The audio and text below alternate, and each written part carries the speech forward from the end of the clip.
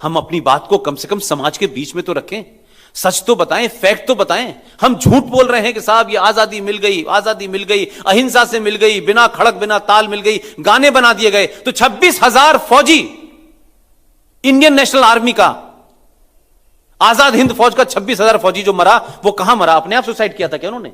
60,000 में से 26,000 फौजी मारे गए। पूरी मेरठ से लेके, अलीगढ़ से लेके मुरादाबाद की पेड़ों के ऊपर जो लाशें लटकी हुई थी, वो अहिंसा कर रहे थे, आत्महत्या कर रहे थे। और ऐसे आदमी को आपने एक मुआहदा कर दिया कि यह आदमी जो है वॉर क्रिमिनल है, जब भी जिंदा या मुर्दा मिलेगा हम उसको इंग्लैंड को सौंप देंगे।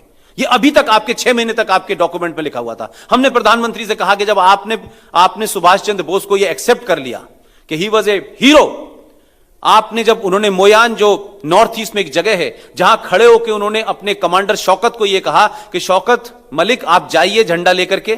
उन्होंने आजादी की घोषणा 1943 में की थी। पहली आजाद भारत के अंदर जो हम कह सकते हैं कि पहला प्रधानमंत्री घोषित हुआ वो थे सुभाष चंद्र बोस। 21 अक्टूबर 1943 को मोयान में उन्होंने घोषणा की और दुनिया के 12 देशों ने, जिसमें यूएसएसआर, उसने आपको मान्यता दी। लेकिन शौकत मलिक से उन्होंने कहा कि आप दिल्ली जाइए, ये झंडा फहराइए। तो वो जो गीत है ना, वो कदम कदम बढ़ाए जा वाला, वो उसी से वहीं से शुरू हुआ है। लेकिन शौकत मलिक को उस वक्त के कांग्रेस के दलालों ने, सत्ता में बैठने वालों ने शौकत मलिक को गायब कर दिया। वो मोयान से निकल के आसाम तक नहीं पहुंचे। इस कहानी के बारे में कोई पिक्चर नहीं बनती, इसमें कोई डॉक्यूमेंट्री बात नहीं होती भाई। इस पे भी तो बात करो कि शौकत मलिक को किसने मारा, वो कहां गायब हो गए भाई? इतनी बड़ी फौज कहां चली गई? तो 21 अक्टूबर को यूनाइटेड भारत का पहला प्रधानमंत्री सुभाष चंद्र बोस थे। और मैं बहुत साफ साफ कह रहा हूं आप लोगों को, आप सब पढ़े लिखे लोग हैं, ये पढ़े लिखों की जमात है, आप लोग सोचने वाले लोग हैं, विचार करने वाले लोग हैं। जब भी मौका मिले और दिल्ली जाएं तो जरा नेशनल आर्काइव में जाइएगा और नेशनल आर्काइव के अंदर जाइएगा और पूछिएगा कि वो इंडिपेंडेंट एक्ट जो था उसके डॉक्यूमेंट कहां रखे हुए हैं। इस वक्त सरकार ऐसी है कि आपको वहां का डायरेक्टर झूठ बोल के मना नहीं करेगा। आप 15 अगस्त 1947 को आजादी मनाते हैं, आपके डॉक्यूमेंट पे तो लिखा है ट्रांसफर ऑफ पावर। क्या ट्रांसफर ऑफ पावर आजादी होती है क्या?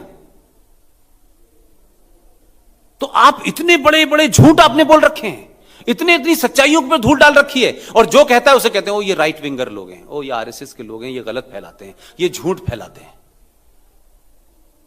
तो आप सच्चाई आपने इतनी दूर तक बंद कर रखी है कि किसी को पता ही नहीं चल रहा है। दिल्ली में जो आंदोलन कर रहे थे वो लिखते थे सुबह लेटर टू डॉटर।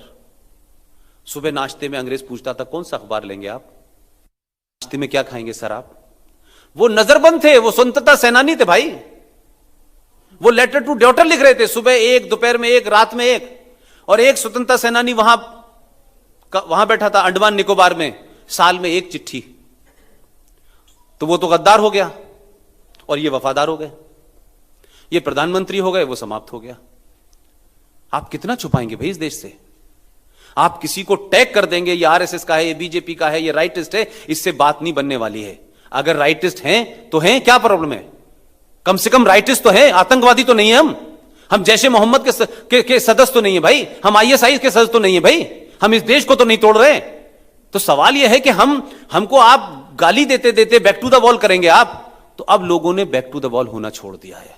ये जो युवा लोग बैठे हैं ना, जिनके हाथ में एक हथियार है, यह हथियार नहीं था हम लोगों के जमाने, और वो इतना जबरदस्त हथियार है कि मैं सारे युवाओं से कहता हूं कि चाहे पुष्पेंद्र कुमार बोले, चाहे जीडी बख्शी बोले, चाहे अजय देशपांडे बोले, या ये तमाम सारे लोग बोले, अगर इनकी किसी बात पे आपको शक है, कोई डाउट है, तो आपके पास एक ऐसा मोबाइल है कि उसमें सारी इंफॉर्मेशन है।